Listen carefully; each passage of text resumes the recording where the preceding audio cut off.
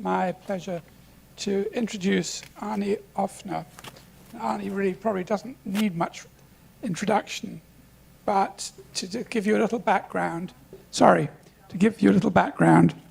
he's a scholar and the Cornelia Hugel Professor of History Emeritus at Lafayette College. He received his BA from Columbia and his master's and PhD from Indiana University. He's won numerous awards and his scholarship for his scholarship and teaching. Arnie is the author of numerous books, and they include The American Appeasement, 1933 to 1938, The Origins of the Second World War, and what he's going to talk to us about today, Hubert Humphrey, America's Conscience. And Arnie, we're really looking forward to this talk, and it's very apropos of the times that we're living in now. Oh, yes, it is. Well, thank you very much. And thank all of you for coming out to hear about Hubert Humphrey. Hubert Humphrey was a key Democrat, at least with regard to major legislation, but he never has gotten the attention that others have, probably because he never got to the presidency. You get to the presidency, there'll be dozens of books about you. If you don't quite make it, maybe there'll be a handful at best, or what have you. In any event, I found, as I did research on the period, that Humphrey's name kept jumping out in all different directions and important matters, and so I decided I would try to write a biography of him, which I did. And Humphrey was a man who the legendary Speaker of the House from Massachusetts, Tip O'Neill, called the most genuine liberal the nation has ever produced. And conservative Senator Robert Dole of Kansas said that Humphrey may have overshot the presidency, but he became a great world moral force. And in 1978, 1,000 former Senate congressional aides voted Humphrey the most successful legislator of the 20th century, which he took particular delight in beating out Lyndon Johnson for that particular role. To give you a quick biographical sketch of his life, he was born Hubert Horatio Humphrey in 1911 to his father, Hubert Humphrey Sr., a pharmacist, and Christine Sands in tiny Wallace, South Dakota. Then they moved about to Doland in Huron as his father kept looking for more business for his pharmacy. Humphrey enrolled at the University of Minnesota in 1929. He was in and out due to financial difficulties, but when he graduated in 1939, he was Phi Beta Kappa and won the debate medal. His intellectual flowering came in political science, and he went off to LSU University to write about the New Deal, which he said at a time when the New Deal was being attacked as socialist and communist and anything that they could throw at him, Humphrey said no, it was a pragmatic philosophy, a bold experiment to stabilize capitalism and provide relative security for people, for all people. It was here at LSU that he noted that his own flesh and blood commitment to civil rights began when he saw the white-colored signs in the public places, when he saw the whites living in relatively nice, comfortable homes and blacks living in shacks near sewer lines. And that, in a sense, turned him in the direction over time to civil rights. He came back to the University of Minnesota to get his PhD, but never finished writing his dissertation. He worked for a World War II worker education program, sending people to college or furthering their education. And he attracted a kind of following of people in the city of Minneapolis, and that led to his being enticed into running for mayor of Minneapolis. He lost his first campaign in 1943, but he won in 1945, and he immediately began a reform campaign. He reformed the police force. He threw out the criminal syndicates that dominated the city of Minneapolis, and he established the nation's first municipal fair employment practices committee. And he went after discrimination in housing, particularly because blacks and Jews could not find a decent house. And he fought against the covenants that were written into the deeds of ownership. He rid the city of its reputation as the capital of anti-Semitism. He also built up a democratic farmer labor populist following that would come to dominate Minnesota politics and then national democratic politics up through the 1960s. Humphrey burst on the national scene when, as a young man, as a candidate to the Democratic National Convention in 1948, he got up and he made a speech that nobody was willing to make. He challenged his Democratic colleagues, as he put it, to walk out from under the shadow of states' rights and into the bright sunshine of human rights. The Democratic Party then, was essentially two parties. The northern part that was moderately liberal, and the southern part, which consisted of the old-fashioned southern oligarchs, as they were called, who were strictly segregationist. He won for the minority plank of the Democrats, an unusual provision that put civil rights on the agenda of the Democrats in 1944 and on the National Democratic Party, and if you will, on the U.S. itself from then on. It also caused in 1948 the Southern Democrats to split off and back Strom Thurmond as their presidential candidate running on a states' rights ticket. Humphrey galvanized the Democrats, though, to the point where Harry Truman, who won that amazing victory, so-called, over Thomas E. Dewey, back of that was what Humphrey had galvanized in the Democratic Party, turning out the urban labor and black people even voting for the first time, and that helped Truman win. When Humphrey came to the Senate in 1948, he wrote later that he was lonely, broke, and bitter. The Southerners who ran the Senate just wrote him off. They derided him privately, but loud enough so he could hear what they were saying, and they left him as a kind of pariah in the party. But it didn't stop Humphrey from introducing interesting legislation. National health insurance, for example, in 1949, that would be 46 years or whatever, 50 years before Barack Obama, he was pushing national health insurance. Obviously, it didn't go anywhere, but he was out there doing it. He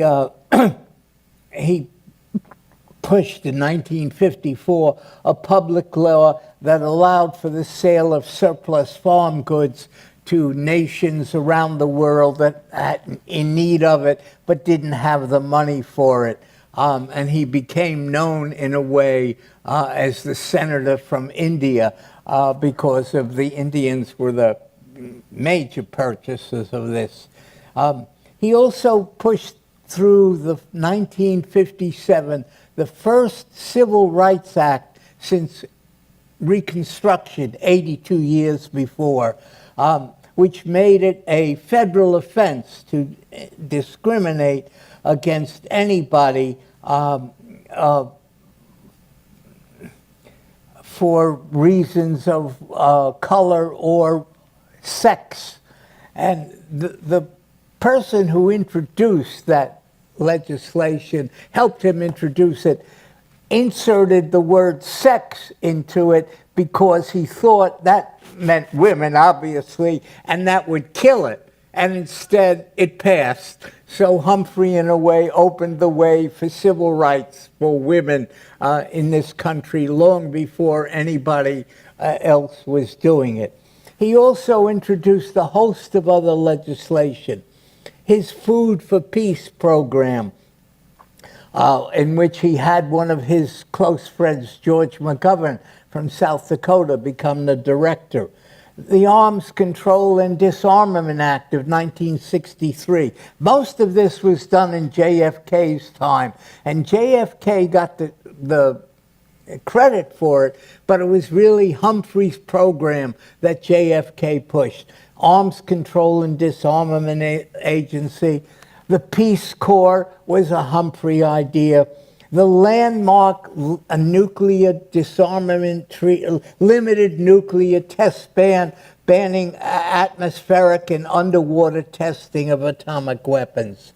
And that was a real breakthrough to get any sort of legislation like that.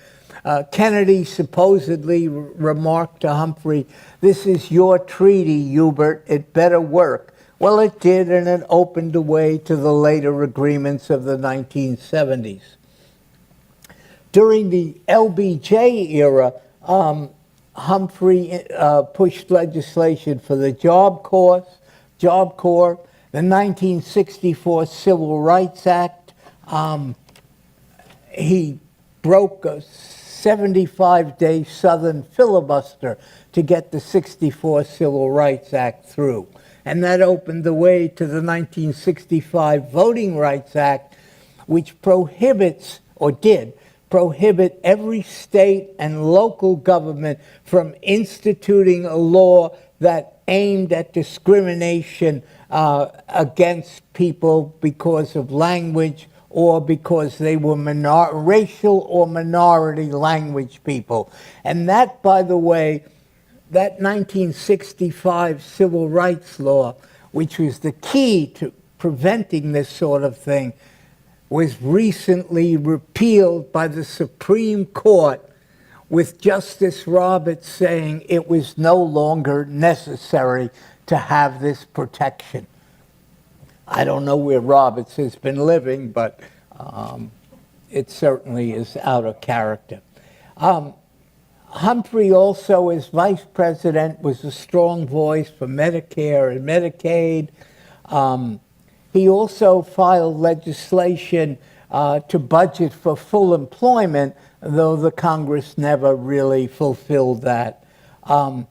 They changed the wording so that it was a wish and a hope rather than something that the government had to do. Humphrey's liberalism was summed up in two of his statements. To the Senate, he said in 1957, "I am a liberal without apology, and only sorry I am not more liberal." And in 1976, he told the Democratic Convention in words that are now engraved in the Health, Education, Welfare, Health and Human Services building on the wall as you come in, words are engraved high up there. He said, "The ultimate test of any government is the way we treat three groups of people. First, those in the dawn of life, our children. Second, those in the shadows of life, our needy, our sick, our handicapped. And third, those in the twilight of life, the elderly." That's us, okay? Humphrey aimed to become president. He never would achieve it.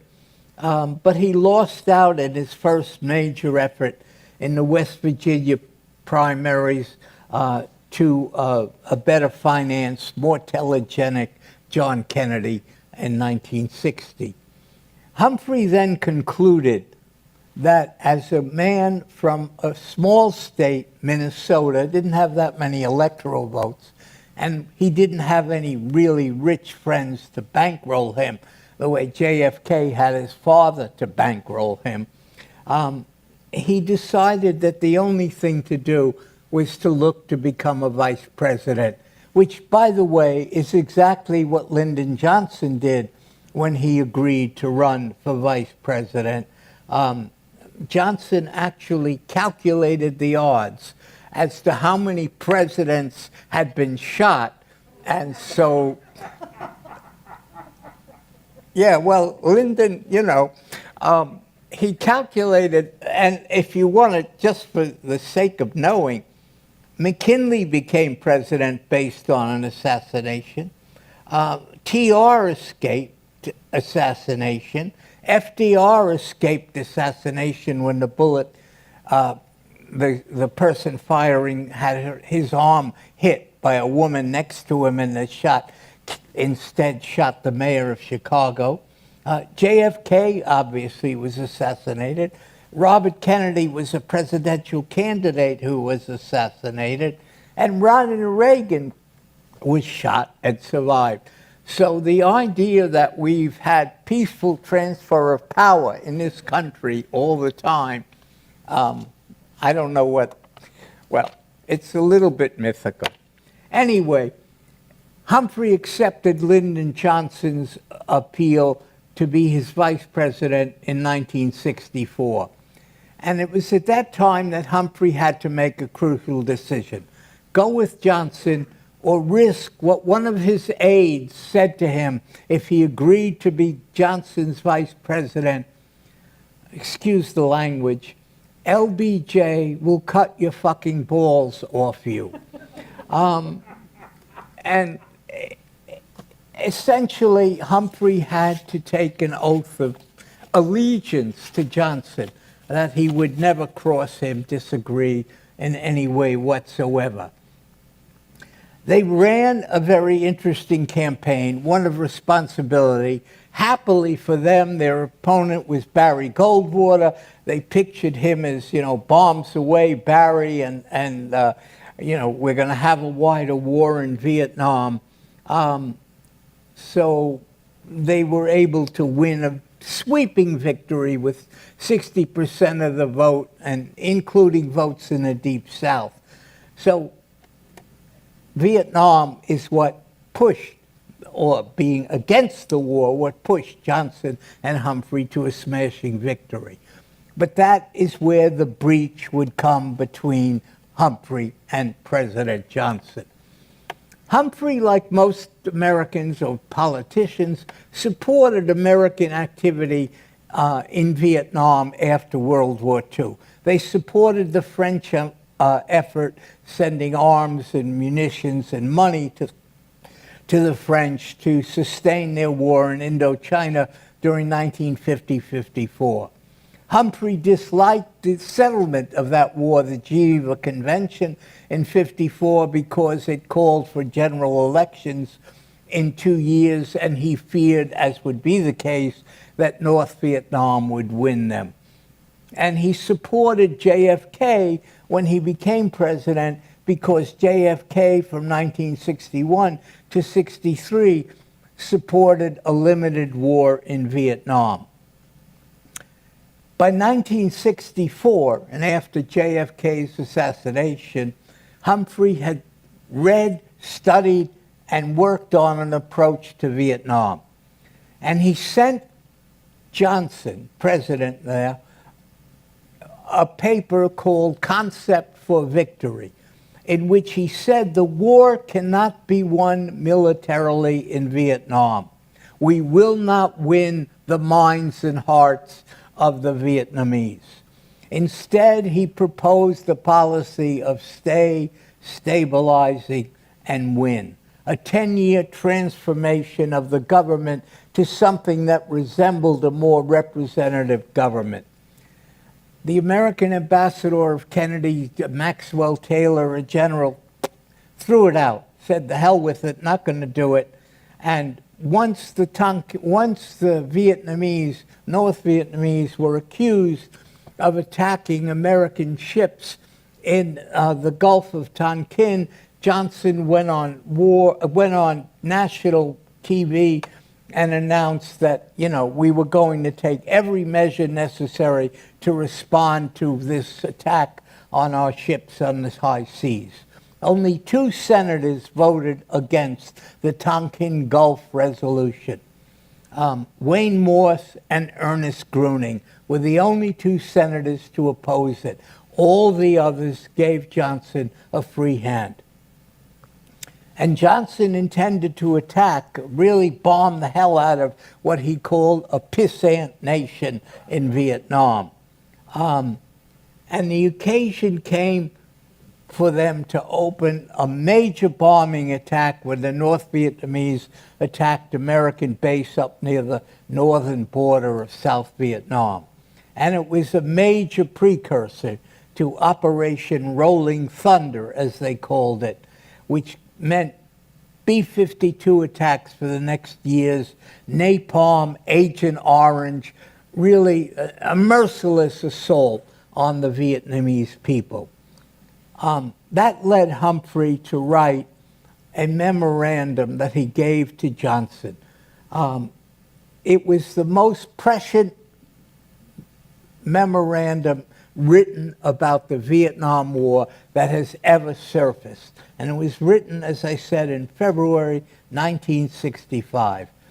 And what Humphrey said in this was, A, the public will not long support a war that lacks overarching reason. They will tire of claims of national interest. And the Korean War had already demonstrated that air and ground attacks just don't work the way they, in Asia, the way they did in Europe.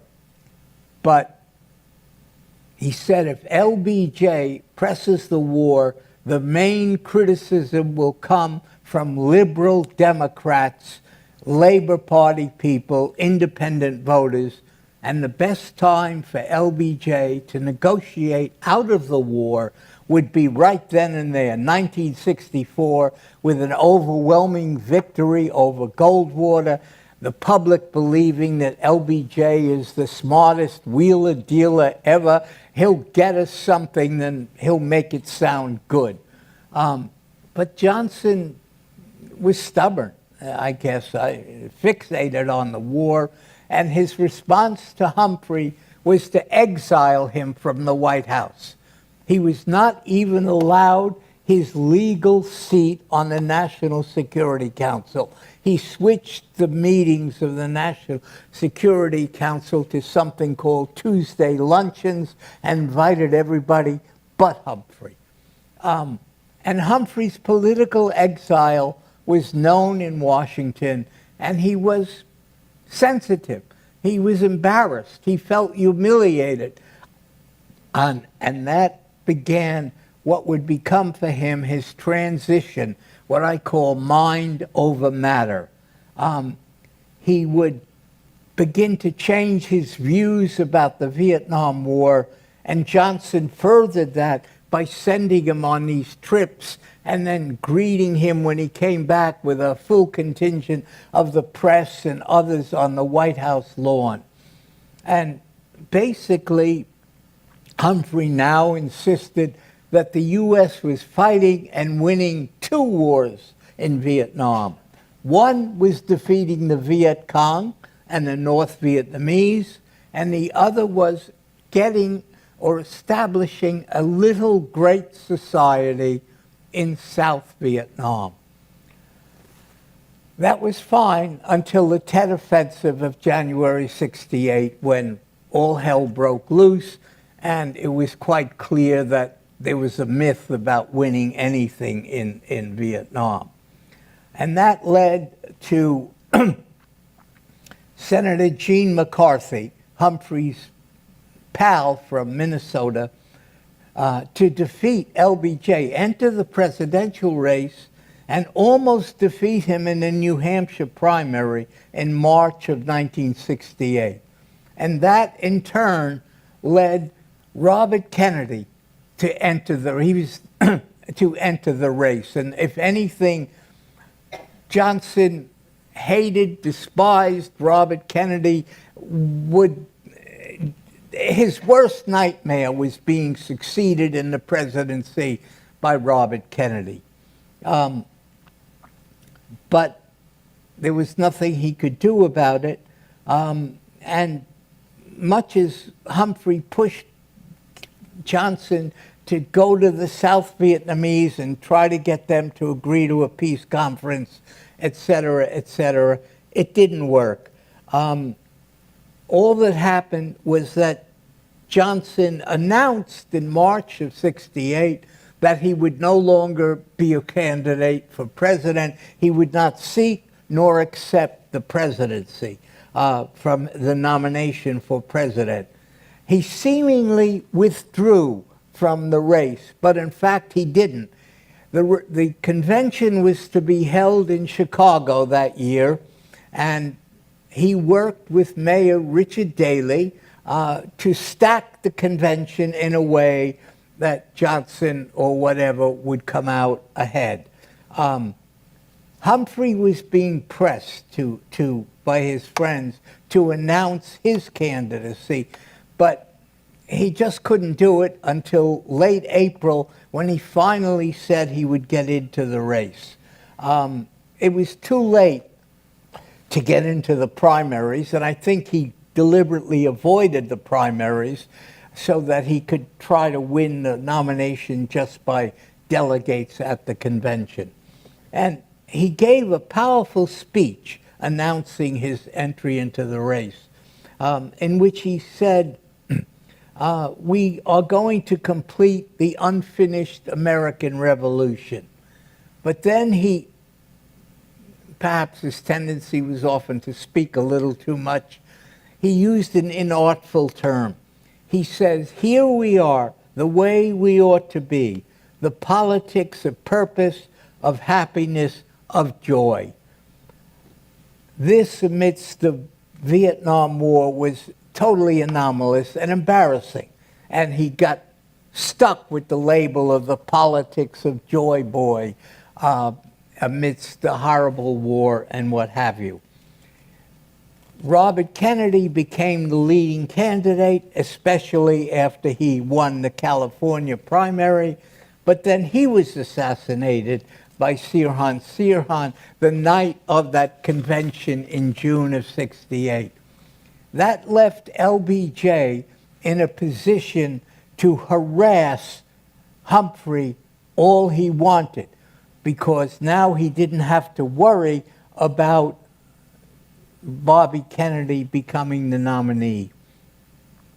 And while Humphrey insisted at the time of the convention that he would be the captain of the team and he would speak to the Vietnam War, he didn't. He held back. And in late July, when he met with Johnson at the White House, Johnson told him in simple words, I will destroy you if you part from my policy. And Humphrey wrote in his diary that he admitted he ate too much shit from Johnson. In fact, I even got to like the taste of it. Next day, Johnson met with Nixon at the White House, who promised Johnson there would be no criticism of him so long as he maintained a hard policy, and after the war was over, he would make Johnson a national hero, send him on trips to foreign countries, etc., etc. Clark Clifford, the Secretary of Defense, understood exactly what had just happened. As he put it, Nixon and Johnson essentially have frozen Humphrey out. He is out in the cold, and there is nothing he can do about it. And Johnson also told his aides he thought Nixon would be better for the country than Johnson. As for the convention, as you know, Richard Daley turned that convention into an armed camp. 12,000 policemen, 6,000 National Guardsmen, raids on the headquarters of the candidates for liberal opposition to Johnson, and pushed through a plank on the Democratic convention floor that essentially gave full support to the war. Humphrey left Chicago and wrote in his diary, "I'm dead." He trailed Nixon by 16 to 20 points, and he was running against what was then called the new Nixon, if you remember him, who alleged at the time that he had a secret plan to end the war. Of course, he didn't have a secret plan, and he didn't ever reveal one. LBJ then undercut Humphrey systematically during the campaign. He cut off all funding from the Democratic National Committee. He told his wealthy Texas donors not to contribute to his campaign, and he refused to campaign for Humphrey in a few places like the border states where he might have helped. When Humphrey said in early September that maybe the return of some troops to the United States would ease things a bit, based on some papers he had read written by national security officials, Johnson raced from his ranch in Texas to the American Legion convention in New Orleans and announced, "No man can predict when the troops shall return," taken as a clear blast at Humphrey. Further, Nixon sent the Reverend Billy Graham to see Johnson at the White House. He came with a 15-point proposal for Johnson. It included the following major points. If Nixon is elected, he will never embarrass Johnson over the Vietnam War. He will honor him in his post-presidency and make him a wandering emissary for the United States. And he will give Johnson credit for helping end the war. Johnson was taken in by this. He hook, line, and sinker. He also wrote something that left his biographers not to this day understanding what he meant. He said he did so because he had fear of Nixon indicting us all if elected president. What he meant, none of his biographers have ever figured out. Johnson did engage in shady real estate practices back in Texas, but I don't think that would have been enough. But whatever, the point is, Humphrey's campaign hit rock bottom, and he just had nowhere to go. So he finally decided on September 30th he would speak his mind, the truth about Vietnam. And he went on a nationwide address, spending the last money he had, announcing that he was willing to take risks for peace, and he would go for a bombing halt in order to start negotiations and mutual troop withdrawal from Vietnam. That led LBJ to complain to James Reston of the New York Times, "Nixon is following my policies more closely than Humphrey is." LBJ reluctantly agreed afterwards to some peace talks with the Soviets and Hanoi coming, but in exchange to get a bombing halt. But he also said at the same time, Nixon will be disappointed by this. And that led Clark Clifford, who was Johnson's closest advisor, to write in his diary, "I wonder if in his heart of hearts, LBJ really wants Humphrey to win. Nixon came to see Johnson, assured him he would do nothing to undercut the negotiations for peace. But Nixon, as usual, was flat out lying. He had a whole bunch of operatives working with some people who had been part of an old China syndrome, working with both North Vietnam and South Vietnam, promising both sides that if he was elected president, he would give each of them a better deal than they could possibly get from Humphrey. It was a charade. It was phony. It was unbelievable. But that is really what was happening. Finally, the North Vietnamese agreed to to a bombing halt and a conference if talks began on November 2nd. Johnson rejected that. He said, that's too close to Election Day. We don't want that to happen. And then he wrote something more direct about Humphrey. I do not want to help them, the Soviets and the North Vietnamese, to put over a man, Humphrey, who has this attitude toward us. The South Vietnamese and the others are voting for a man who they see as one who will stick with it, namely Nixon. At the same time, Johnson now learned from CIA taps on the phones of the South Vietnamese ambassador and the president of South Vietnam himself that, in fact, Nixon's people, agents of him, were making serious efforts to get them not to come to the bargaining table to prolong the war until after the election. LBJ then called up Everett Dirksen, the Senate Republican leader, and said to him, look, Nixon is playing dirty pool by assuring both South Vietnam and North Vietnam they'll get a better deal from him.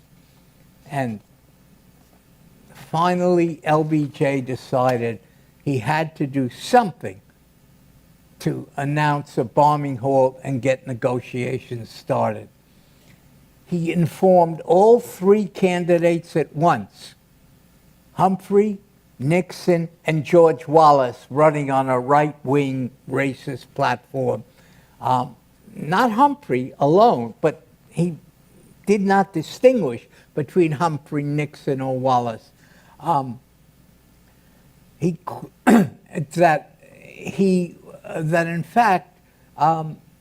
he intended to call for a bombing halt without any reference to Nixon's sabotage. He then called up Humphrey and says that Nixon and the so-called China lobby, old people who followed the pre-communist regime in China, he called up Humphrey and said, look, I don't have any hard proof of what Nixon is doing. But that was a lie, and Humphrey knew it. They had all the wiretaps, but Johnson would not release it. And Humphrey knew if he claimed that that was happening, it would be rejected as just another campaign trick because he didn't have the proof. In short, Humphrey recognized that Johnson would not give him the means to make any claim about peace, and that he could not claim any credit for pushing a bombing halt. LBJ taped his speech for October 31st, with negotiations to begin November 6th, the day after the election on November 5. Nothing to go to Humphrey's credit. The Democrats then and Johnson got in hand a wiretap which was from Spyro Agnew, who was telling the South Vietnam, hang on, we're going to win, don't agree to negotiations. LBJ then called up Everett Dirksen to say what Nixon was doing and his people were doing, and these were his words: "This is treason. If the Nixon people do not want it on the front page, they better cut it out." Dirksen responded, "I know, LBJ, I know this is treason." But they weren't going to do a thing about it. Nixon then called. Dirksen, of course, told Nixon what was happening. Nixon called Johnson and said, "I would never do anything to interfere with negotiations." LBJ then asked his own Secretary of State what he should do with this information about Nixon's behavior. And the response of Dean Rusk, the Secretary of State, was staggering. He said, "There is no public right to know about such damaging information." Astonishing from Dean Rusk, but not if you know Dean Rusk. He was a war hawk from way back. That ended any chance to expose Nixon's treason and any possible chance for Humphrey to win. And the election was close, but Nixon won a narrow victory, which was markedly different from '64, in which Johnson and Humphrey had a huge blowout election. Now, Nixon won the Electoral College by 303 to 133, but in fact, in the popular vote, the election was relatively close, and Nixon and Wallace together got 57% of the vote, which was a big turnaround from Humphrey and Johnson winning 60% in 1964. To put it another way, Nixon won his silent majority, his Southern strategy. And it was he won what they called at the time the unyoung, the unpoor, and the unblack. And much of that strategy, I can't go into it now, but much of that is the basis of Trump's support from the people who have, quote, been left behind, et cetera, et cetera. Humphrey was distraught, obviously angry, angry at LBJ's failure to support him, angry that Gene McCarthy, who had been the head of the anti-war movement, stayed away in Europe the whole campaign, didn't come back until the final days. But Humphrey had failings on his part. He had far too long become the loudspeaker, as James Reston of the Times said, for Johnson's policy. He delayed his willingness to call for a bombing halt until September 30th, when he should have done it at the Democratic Convention a month earlier. And frankly, he never shared the depths of anger of the younger generation that opposed that Vietnam War.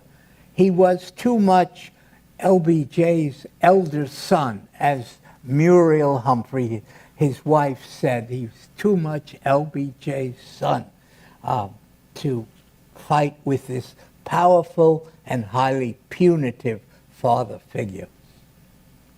The young man who had defied his old party and leaders in '48 by coming out for civil rights did not do so at the peak of his career when he was vice president. He was too tied to the power structure, to position, to power, and too fixed on becoming president to risk losing it all by taking that ultimate chance. He never fully withdrew, Johnson rather, never fully withdrew, but he sought a draft in 1968.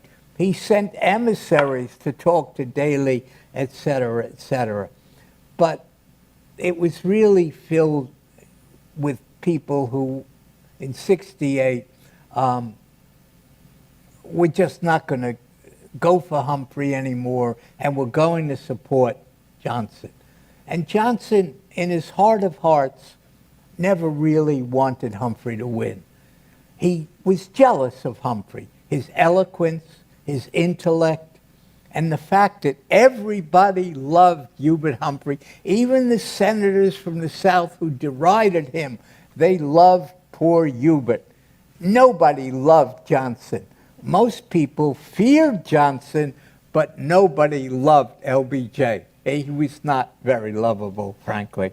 And in a sense, Johnson deprived the nation of Humphrey as a president, who for 20 years was his most stalwart proponent of liberal society. And helping Nixon win meant 7 more years of war, 20,000 more American dead, countless Vietnamese, and the death warrant of the Great Society. It opened the way to Watergate, the disgrace of the president, first by Agnew, then by Nixon. And Agnew disgraced the vice president. He's taking money in the White House while he was vice president, et cetera, et cetera. And Humphrey was left to lick his wounds. He played a leading role thereafter in a bill for national health insurance, a national development bank to develop state and local public facilities, automatic voter registration when you paid your taxes, full employment and balanced growth act to provide money for full employment, et cetera, et cetera. He also, by returning to the Senate in 1970, proved to be Jimmy Carter's greatest ally in the Senate. When Humphrey was near his deathbed in 1977, he made a call to Barry Goldwater, whose young hawks were stopping the Panama Canal Treaty, to let it go through. And Goldwater's response to Humphrey was, "Only for you, Hubert, only for you would I do this." And Humphrey also called Menachem Begin, wrote him a letter asking him to accede to the Begin Sadat talks, the first Arab-Israeli peace talks that that Carter was starting in 1978. Thereafter, Humphrey also supported the policy of détente, the strategic arms limitation agreements, the anti-ballistic missile agreements, and the multiple independent nuclear return weapons, MIRV as it was called. We don't have to go into that. He voted for the McGovern-Hatfield resolution to be done with the war, and he sponsored an amendment to prevent presidents from sending drafted soldiers to battle. And he said he does not think that people would forgive him for supporting the Vietnam War.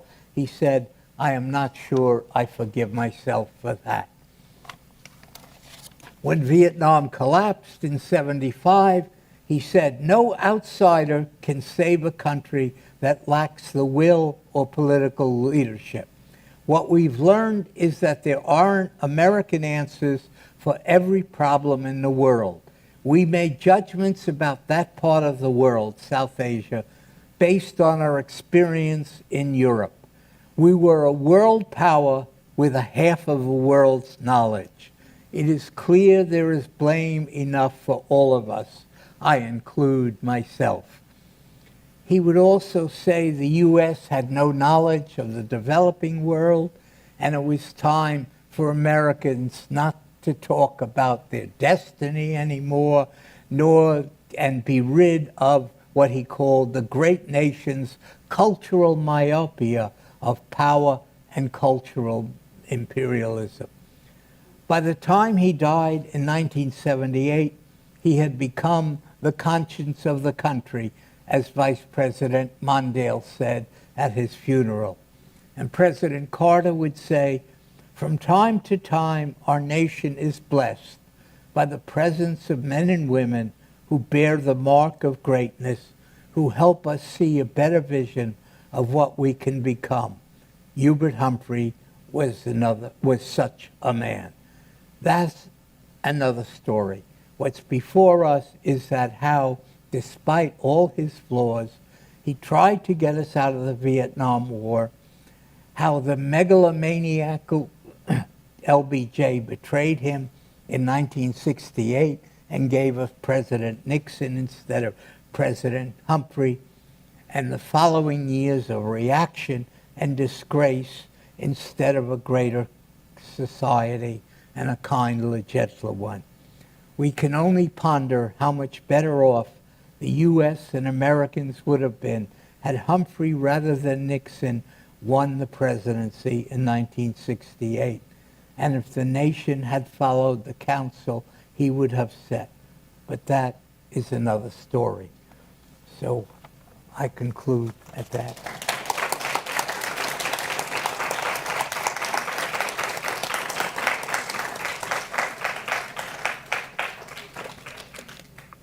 So I'm sure Arnie will take questions.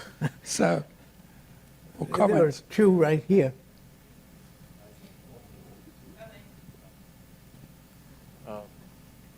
I get two different views from your... I can't. Can you hear me now? Yes, I can when you talk All like right. that. I get two different streams of from your speech, from your lecture.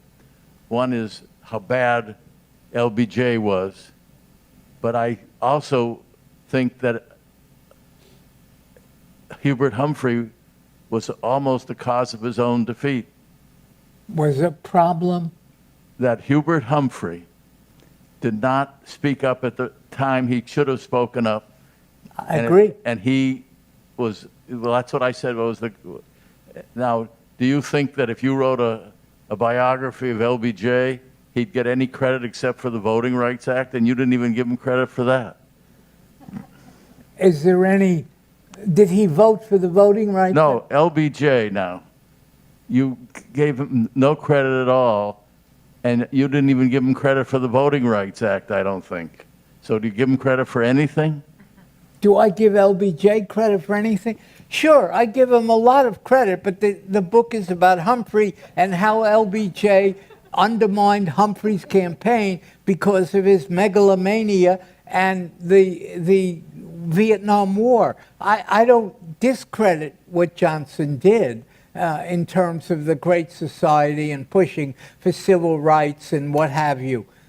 But the book is not about Johnson, it's about Humphrey, and it was an effort to elevate the most eloquent spokesman for liberalism to a proper place, which may be futile in today's world, but that's what I was trying to do when I once believed this could be a liberal society. Thank you. Thank you so much. Your talk was very interesting, and it's interesting having lived through these events, seeing it from historical perspective. It's quite different. Can you please discuss liberalism as Hubert Humphrey represented, and has almost become a dirty word, and today's progressive, and that's the face of the new Democratic Party, and how that differs, and what the words and vocabulary mean. Is there a link between Humphrey and the new... New progressivism. Yeah, In other sure, words, and- liberalism has taken like a sort of a dirty, or not, I don't really mean dirty, but it's a negative connotation, while progressivism has replaced the word. And I want you to, can you kind of talk about that a little bit, how that differs from Humphrey? I think Humphrey would be relatively comfortable with the new liberalism, where he might not be as in tune with some of their tactics or with how hard they want to push. He might not quite be with Elizabeth Warren, but he would be I mean, Humphrey, it was limited. Remember, it's 1948, 65. It's a very different world that many years ago. Humphrey was far ahead of his time for his time. But he was basically a New Deal Democrat on steroids, And civil rights, of course, the New Deal, Roosevelt didn't touch that because he wouldn't offend the Southerners in his party when half the party came from the South. So Humphrey would have adjusted and adapted. He would not be as far along as, say, Elizabeth Warren, but he would be very comfortable with what they're aiming at. Particularly, I don't want to call it redistribution of wealth, but recognition that there are lots of people who just haven't made it in the so-called meritocratic society.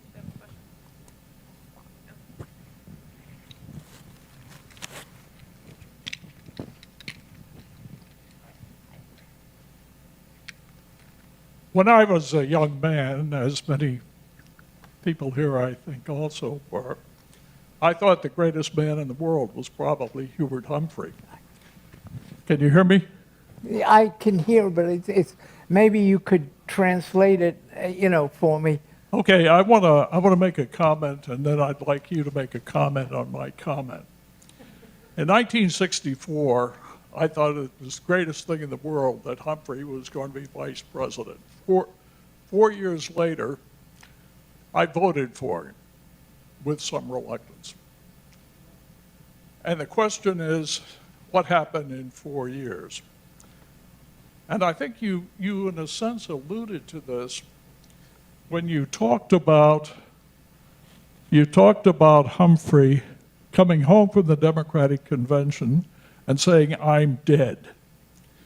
Why, instead of accepting that, did he not say, "I'm going to do what I need to do about Vietnam, and I'm going to start right now and get it done"? If he had done that, there would have been a lot more of us out there working for him, as we had done, by the way, in 1964. Now, I want to suggest to you that there was, as great a man as he was, there was something really kind of fundamentally wrong about Hubert Humphrey. That in the end, he really couldn't find the courage to do what he needed to do at the time he needed to do it. Well, I think I wouldn't say there was something fundamentally wrong, but I agree with you when I said he couldn't bring himself to do what he needed to do at the time, to really speak out right then and there and say no to the war. It's one thing to say you have to have the courage to do it. It's another to be in a position where if you stay alive, you have a darn good chance of becoming president. And that is something that it's an enormous thing to pass over. And so Humphrey really lacked the strength, the character to do it, but he also faced great odds. And his wife, Muriel, said Humphrey has spent 4 years becoming the elder son of Lyndon Johnson. Johnson was a prepossessing figure. He dominated, and anybody who crossed him, they got cut off at the knees badly. So for Humphrey to do it and not know where the party is going to go on him. Remember, at this point, he was still out front on the war. It wasn't really until after Johnson, it wasn't until the Tet Offensive that you really began to get opposition to the war, major opposition. So he was constrained. And he, as I said, he couldn't give up his position of power, of the possibility of the presidency. It's easy to say you should have, but it's very hard to do it. Any more questions, comments? Thank you. So, Arnie, thank you so much.